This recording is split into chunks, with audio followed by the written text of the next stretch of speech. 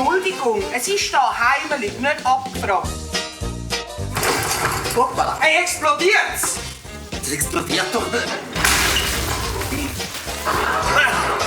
Es wird abgerissen.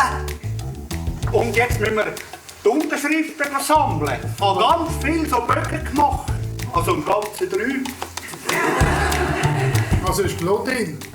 Und sie wohnt hier das ganze Jahr auf dem Bänkchen. Lottofieber in der Schweiz. 77 Millionen! Jemand von euch hat den Sechser gehabt. Wer hat ausgerechnet den Sechser? Also wenn ich gewinnen würde ich mit dem Kudi in eine Villa wohnen.